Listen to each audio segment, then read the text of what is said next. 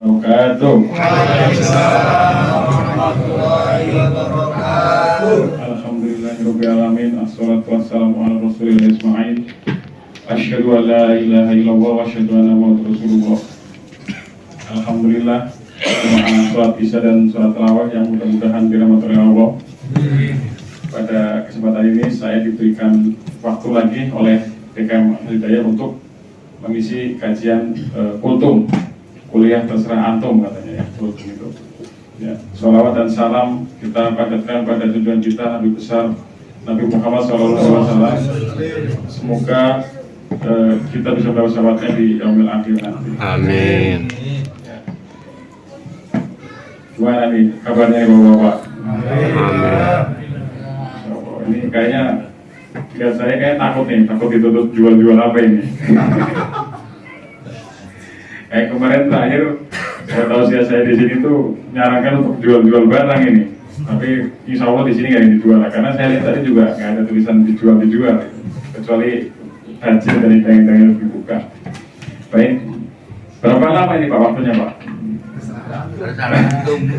Ya, ini sesuai big data atau hanya kayak pilihan oknum aja ini? Kalau sesuai big data bisa diperpanjangkan masa waktu kultum ini.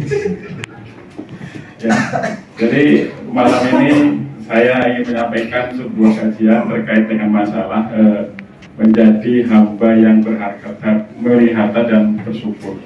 Mau nggak?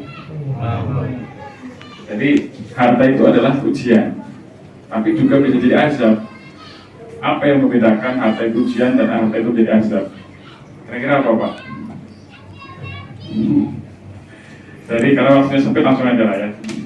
Jadi harta itu ketika dia menjadi sebuah ujian, maka ketika harta itu diberikan kepada hamba, maka digunakan untuk mendekatkan diri kepada Allah. Ketika dia mendapatkan harta, maka dia akan mendekatkan diri kepada Allah. Dia gunakan harta itu untuk berjuang di jalan menolong agama Allah. Lalu bagaimana jika orang mendapatkan harta, kemudian harta itu justru menjadi azab? Ketika harta yang diperolehnya justru malah malah menjauhkan kita dari Allah. Yang tadinya sholat berjamaah, yang tadinya ngaji karena kesibukan untuk mengejar harta bertambah justru malah sholat jamaahnya lalai, ibadah yang lain lalai. Hanya sholat wajibnya pun di rumah. Jadi disitulah kadang kenapa kita sebagai umat itu diwajibkan melaksanakan ibadah-ibadah yang wajib, juga ibadah-ibadah yang sunnah. Kenapa? Karena ketika kita datang ketika kita malas untuk beribadah, maka yang ditinggalkan tadi itu yang sunnah. Tapi kalau kita hanya mengerjakan wajibnya saja, dan wajibnya pun dengan grade yang paling rendah, misalkan contoh sholat itu ya, dengan grade tinggi kan itu sholat berjamaah. Grade rendah adalah dia sholat di rumah. Ketika datang kemalasan dalam beribadah, maka dia akan yang ditinggalkan hanya sholat berjamaahnya. Sholat wajibnya tetap dilaksanakan di rumah. Nah, sama sekali yang mudah-mudahan dirahmati oleh Allah. Jadi ada hal yang menarik bagi saya. Kenapa kita sebagai orang muslim itu harus memiliki harta? Singkat kata harus kaya.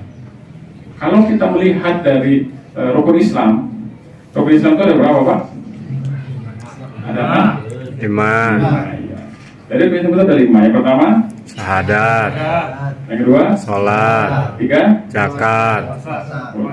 Ya. Terus yang keempat Zakat. 5.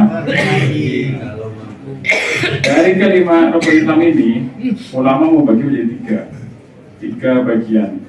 Yang pertama dan kedua itu wajib dan mutlak harus ada. Tanpanya kita dianggap sebagai bukan orang Islam, kita dianggap kafir. Kenapa? Karena ketika kita tidak bersyahadat, tentu kita tidak mengakui Allah sebagai Tuhan kita dan Muhammad sebagai Rasul kita. Begitu juga dengan sholat. Pembeda antara Islam dan non-Islam, orang Muslim dan bukan Muslim adalah pada sholat. Ketika kita sudah meninggalkan sholat tanpa uzur, syar'i, tanpa yang jelas, maka kita tidak bedanya dengan orang kafir. Yang ketiga, puasa. Puasa itu adalah sesuatu yang wajib, tapi kemudian bisa diganti. Faidatu min ayamin ukhor, bisa diganti di hari yang lain. Artinya, ketika bulan puasa ini kita tidak bisa puasa karena uzur, mungkin yang perempuan misalkan, terus habis melahirkan, terus kemudian sakit atau bersafar, maka bisa kita ganti di hari yang lain. Nah, kemudian bagian ketiga adalah zakat dan haji. Kita bisa melakukan zakat dan haji apabila kita memiliki Harta. Nah, ini.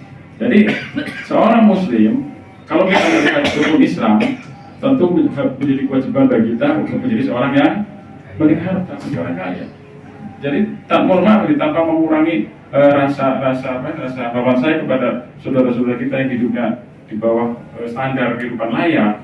Tapi kalau tidak berarti kemudian tidak memiliki faedah. Tentu orang yang tidak memiliki harta pun apabila dia sabar juga ada keutamanya. Yang berharta bersyukur lebih utama lagi. Kenapa? Seperti yang sering dijelaskan di dalam broadcast itu kan, orang itu kalau nggak punya harta itu pas mati itu cepat masuk surganya, kan hidupnya cepat. Seperti kita masuk Alfamart, Indomart, tapi kita keluar nggak beli makanan, jadi masuk keluar langsung gitu, nggak dihisap dulu karena nggak ada belanjaannya, karena dia nggak punya harta. Tapi ketika dia punya harta, akan ditanya hartanya dari mana, dibelanjakan kemana.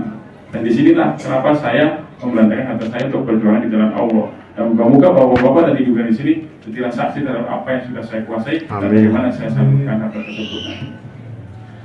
Kalau kita belum bisa berzakat, tentu zakat itu kan ada nisabnya, kecuali zakat fitrah. Setiap orang masih hidup itu harus zakat. Nah, nisab ini akan dicapai manakala kita juga membeli harta tersebut.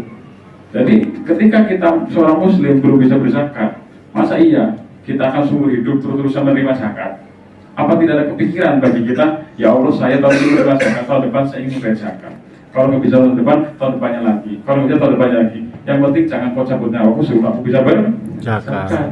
Nah, itu. Dan saya juga kadang berdoa, ya Allah janganlah kau cabut nyawaku sebelum aku bisa berzakat minimal 2,5 miliar. Berapa? Oh, ada yang amin ya Pak? Amin. Kalau zakatnya aja 2,5 miliar, zakat itu berapa persen Pak? 2,5 kan? Kalau 2,5%, 2,5 miliar berarti yang saya dapat berapa miliar? 100 miliar loh. 100 miliar, 2,5 ini 2 miliar. Bayangin, zakatnya 2,5 miliar berarti kita dapat 100. Jadi sebenarnya nggak ada apa-apanya ketika kita belanjakan harta dalam Allah. Nah, jadi kalau seandainya kita belum bisa membayar zakat, niatkan. Insya Allah kan Allah akan jalan, karena Allah tidak akan merubah nasib suatu kaum kecuali kaum tersebut yang merubahnya. Kita niatkan, kemudian apa? Setelah kita niatkan, kita buktikan dengan perbuatan, dengan kerja lebih mantap, berdoa, ikhtiar-ikhtiar lainnya yang kira-kira sesuai syariat apa kita lakukan supaya apa yang menjadi keinginan kita tercapai. Dengan yang terakhir adalah haji.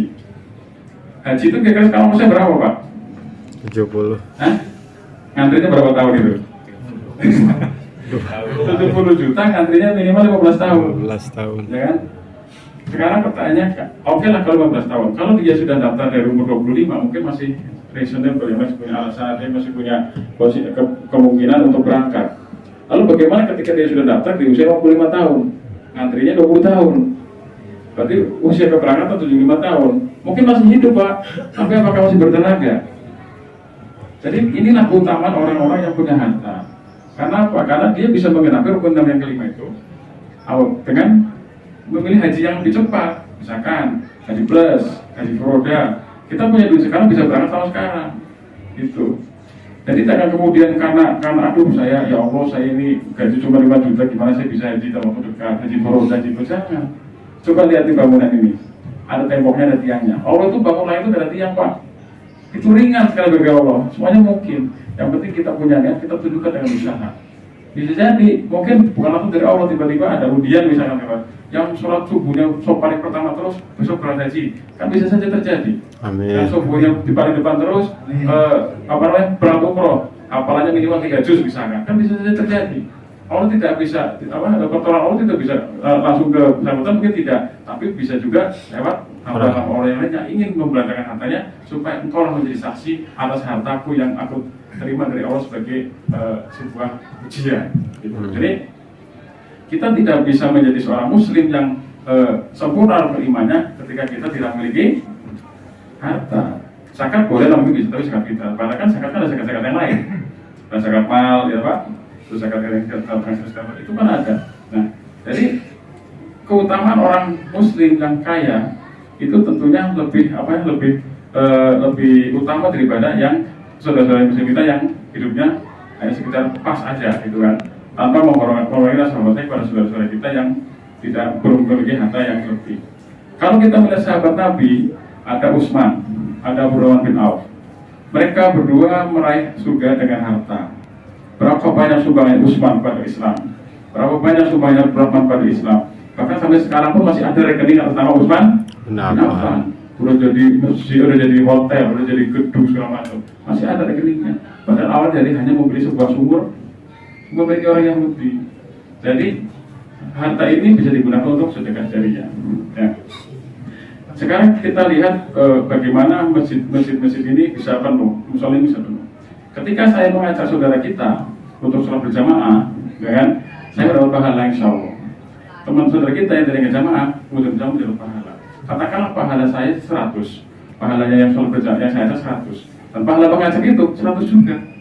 Berarti saya mendapat pahala 200, ya kan? Nah, bagaimana? Saya nggak kebayang ketika orang yang membangun masjid atau yang membangun musola, berapa banyak dia panen pahalanya, ya kan? Jadi bagaimana kita bisa membangun masjid? Bagaimana kita memberikan infrastruktur yang mumpuni terhadap masjid, terhadap musola, apabila kita tidak punya harta? Bahkan negara kita juga dikelola oleh siapa? Oleh Cina-Cina yang punya harta. Masa kita tuan rumah kalah? Ayo bangkit, jangan rebahan terus. Pengennya perubahan tapi tiap hari rebahan, kan begitu. Hanya stalking aja, status semangat, tapi orangnya sambil rebahan tiduran, menunggu lagi, guling lagi gitu. Nah, jadi bagaimana kita bisa menjadi kaya? Bagaimana kita bisa meraih harta? Insya Allah besok tanggal 2 pagi hari subuh akan saya ceritakan, akan saya kupas di Al-Muhajirin. Demikian dari saya. Apabila benar itu datang dari Allah, bila salah itu dari saya akhiri. Wabillahi taufiq wal hidayah. Wassalamualaikum warahmatullahi wabarakatuh. Waalaikumsalam warahmatullahi wabarakatuh.